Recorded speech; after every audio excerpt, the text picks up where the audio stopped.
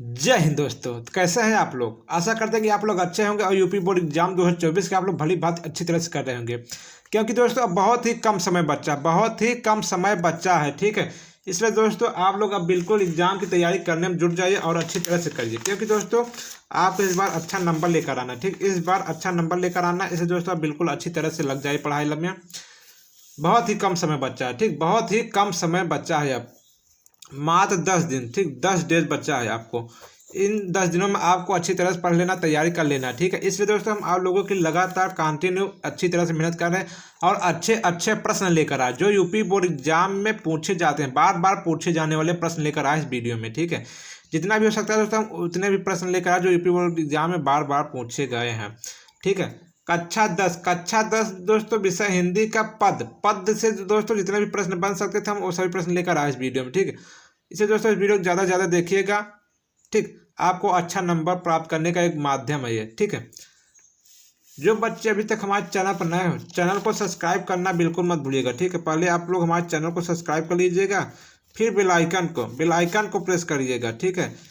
जिससे कि दोस्तों हमारा न्यू वीडियो का नोटिफिकेशन दोस्तों सबसे पहले आपके पास पहुंचे, जिससे आप हमारे वीडियो को देखें अच्छी तरह से, ठीक है। क्योंकि दोस्तों मेरा सिर्फ एक ही टारगेट है यूपी बोर्ड एग्जाम 2024 में आप लोगों को 95% प्लस नंबर लेकर आना है इस बार। इसलिए दोस्तों हम आप लोगों के लिए नए वीडियो और हमेशा बार बार पूछे जाने वाले प्रश्न लेकर आते हैं, ठीक है दोस्तों। और इस वीडियो को दोस्तों ज़्यादा से ज़्यादा शेयर करिए, ज़्यादा से ज़्यादा दोस्तों वीडियो को शेयर करिए, क्योंकि हम चाहते हैं कि दोस्तों सभी बच्चे अच्छा नंबर प्राप्त करें, ठीक है। हमारा दोस्तों पहला प्रश्न है, ये दोस्तों हर साल पूछे जाते हैं, ठीक। ये वाला प्रश्न हर साल पूछे जाते हैं। आपको दिखा दे दोस्तों 2017, 2020, 2021, 22, 23 लगातार पूछे दोस्तों, इसलिए ये प्रश्न है, इससे दोस्तों हमेशा याद कर लीजिए, ठीक। दिमाग में बैठा लीजिए। उधव मोहि ब्रज बिसरत नाय, ठीक है। ये दोस्तों पद से लिया गया है, ठीक है। वृंदावन गोकुल वन उपवन सघन कुंज की छाई, प्रातः समय माता जसुमति अरुनंद देख सुख पावत, माखन रोटी दहियो सजायो अति हित साथ खवावत, गोपी ग्वाल बाल संग खेलत सब दिन हसत सिरात, सूरदास धन धन ब्रजवासी जिनसो हित जदुतात, ठीक है। ये दोस्तों आप लोग बता 2017, 2020, 2021, 2022, 2023 बार बार पूछे जाते हैं दोस्तों, ठीक। इसे दोस्तों इस प्रश्न में जितने भी प्रश्न बनेंगे, इस पद से जितने भी प्रश्न बनेंगे हम सब प्रश्न का उत्तर लेकर आए हैं और आप लोग अच्छी तरह से उत्तर को याद कर लीजिएगा, ठीक है।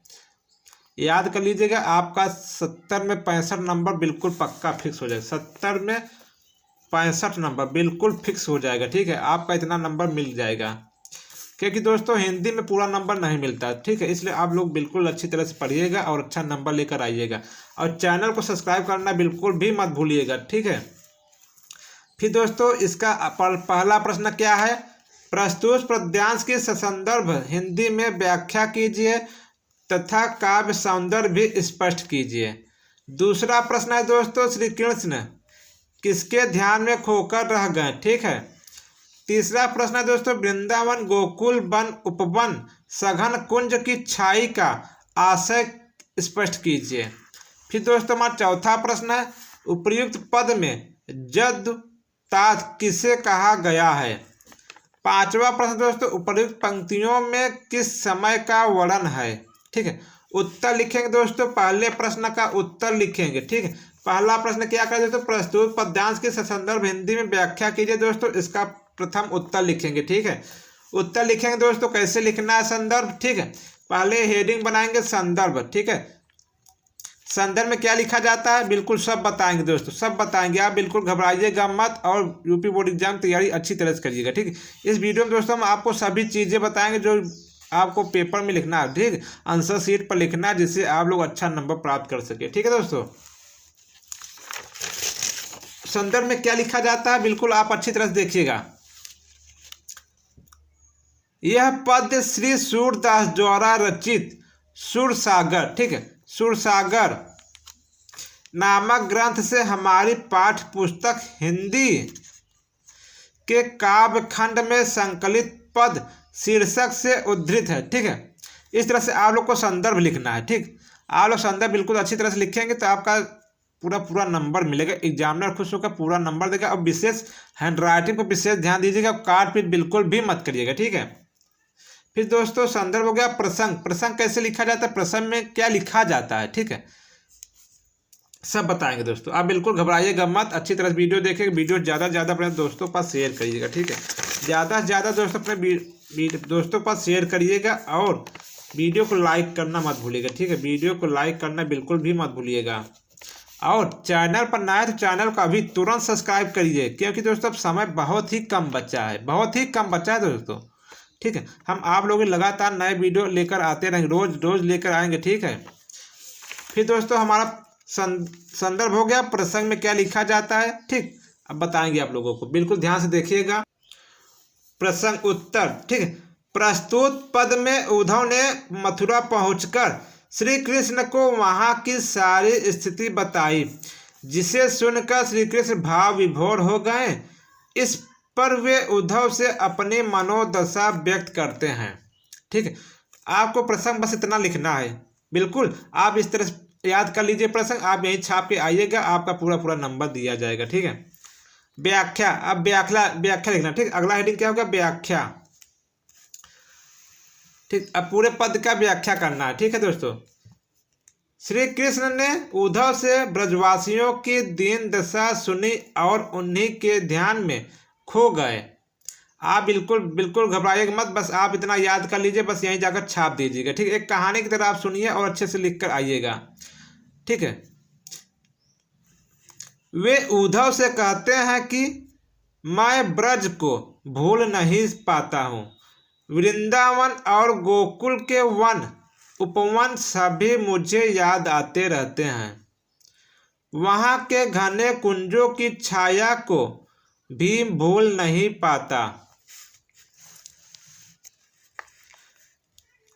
नंद बाबा और यशोदा मैया को देखकर मुझे जो सुख मिलता है वह मुझे रह रह कर स्मरण हो जाता है, ठीक है। वे मुझे मक्खन रोटी और भली प्रकार जमाया हुआ दही कितने प्रेम से खिलाते थे। ब्रज की गोपियों और ग्वाल बालों के साथ खेलते हुए मेरे सभी दिन हंसते हुए बीता करते थे। ये सभी बातें मुझे बहुत याद आती हैं।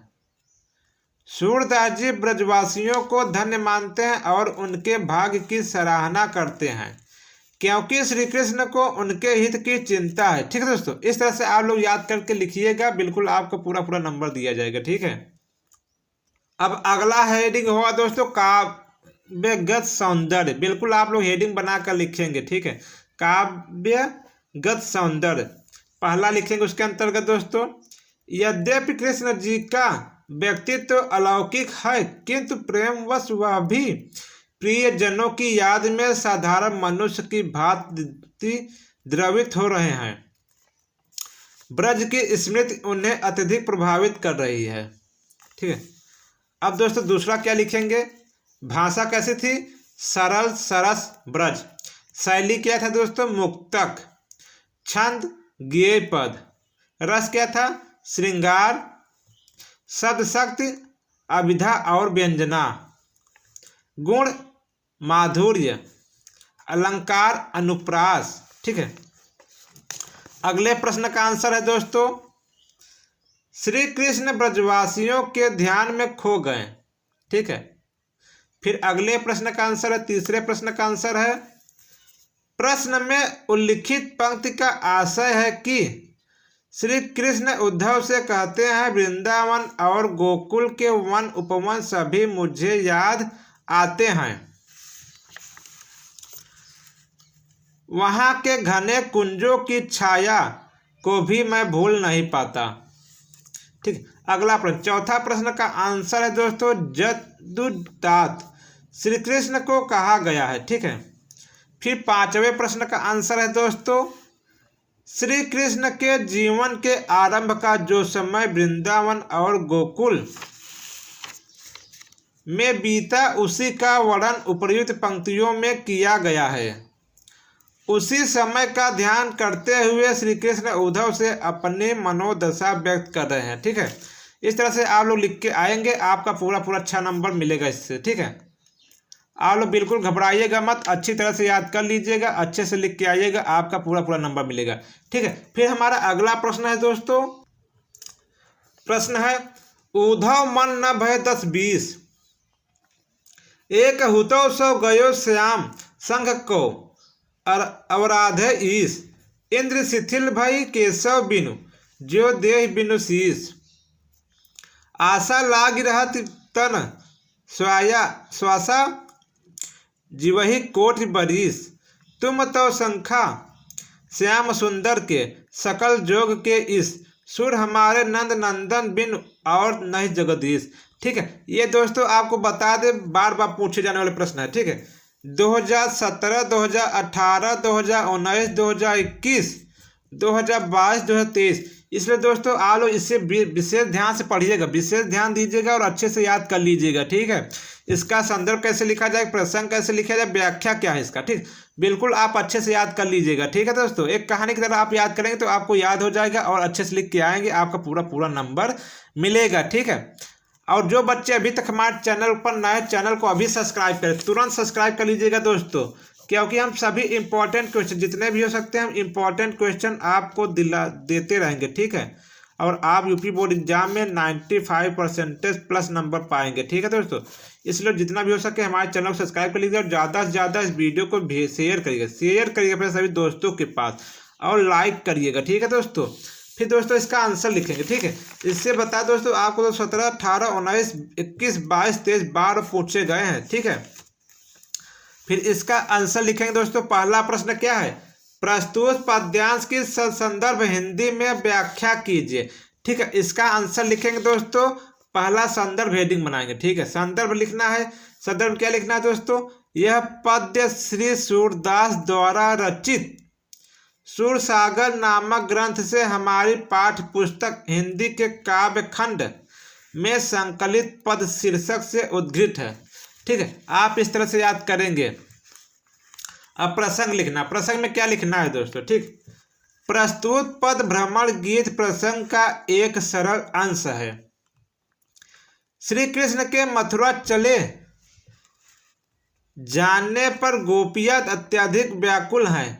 उद्धव जी गोपियों को योग का संदेश देने मथुरा से गोकुल आए हैं।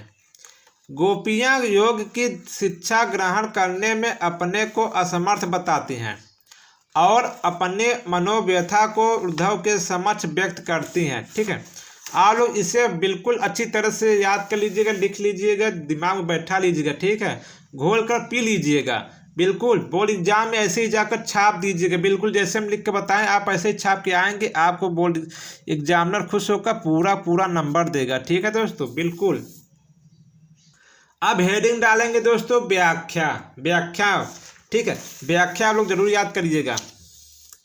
गोपियां उद्धव जी से कहती हैं कि हे उद्धव, हमारे मन 10-20 नहीं है, सभी की तरह हमारे पास भी एक मन था और वह श्री कृष्ण के साथ चला गया है, अतः हम मन के बिना तुम्हारे बताए गए निर्गुण ब्रह्म की आराधना कैसे करें। ठीक है, अर्थात बिना मन के ब्रह्म की आराधना असंभव है, संभव नहीं है। श्री कृष्ण के बिना हमारी सारी इंद्रियां निष्क्रिय हो गई हैं और हमारी दशा बिना सिर के प्राणी जैसा हो गई है। हम कृष्ण के बिना मृतवत, हमारी मृतवत हो गई है। जीवन के लक्षण के रूप में हमारी श्वास केवल इस आशा में चल रही है कि श्री कृष्ण मथुरा से अवश्य लौटेंगे और हमें अनेक दर्शन, उनके दर्शन प्राप्त हो जाएंगे। ठीक है, श्री कृष्ण के लौटने की आशा के सहारे तो हम करोड़ों वर्षों तक जीवित रह लेंगे। गोपियां उद्धव से कहती हैं कि हे उद्धव, तुम तो कृष्ण के अभिन्न मित्र हो और संपूर्ण योग विद्या तथा मिलन के उपायों के ज्ञात हो। यदि तुम चाहो तो हमारा योग मिलन अवश्य करा सकते हो। सूरदास जी कहते हैं कि गोपियां उद्धव से कह रही हैं कि हम तुम्हें यह स्पष्ट बता देना चाहती हैं कि नंद जी के पुत्र श्री कृष्ण को छोड़कर हमारा कोई आराध्य नहीं है। हम तो उन्हीं की परम उपासक हैं। ठीक है, अब काव्य सौंदर्य लिखना है। पहला लिखेंगे दोस्तों, प्रस्तुत पद में गोपियों की विरह दशा और श्री कृष्ण के प्रति उनके एकनिष्ठ प्रेम का मार्मिक वर्णन है। भाषा कैसी है दोस्तों? सरल, सरस और मधुर ब्रज। शैली क्या दोस्तों? उक्त वैचित्र्यपूर्ण मुक्तक। छंद क्या है दोस्तों? गेय पद। रस क्या? श्रृंगार रस वियोग। अलंकार सखा श्याम सुंदर में अनुप्रास, जोग में श्लेष। गुण क्या है? माधुर्य है। शब्द शक्ति क्या है? व्यंजना है। ठीक है, फिर दोस्तों हमारा अगला प्रश्न है, वेरी वेरी इंपॉर्टेंट प्रश्न है। उद्धव जी मथुरा से गोकुल क्यों आए हैं? ठीक है, उत्तर लिखेंगे, उद्धव जी गोपियों को योग मिलन का संदेश देने के लिए मथुरा से गोकुल आए हैं। फिर दोस्तों हमारा अगला प्रश्न है, गोपियों ने उद्धव के समक्ष अपनी मनोव्यथा किस प्रकार व्यक्त की? संक्षेप में लिखो। ठीक है, उत्तर लिखेंगे दोस्तों, गोपियों ने उद्धव के समक्ष अपनी मनोव्यथा इस प्रकार व्यक्त की। हे उद्धव, श्री कृष्ण के बिना हमारी इंद्रियां निष्क्रिय हो गई हैं और हमारी दशा बिना सिर के प्राणी जैसी हो गई है। हम कृष्ण के बिना मृतक के समान हो गई हैं।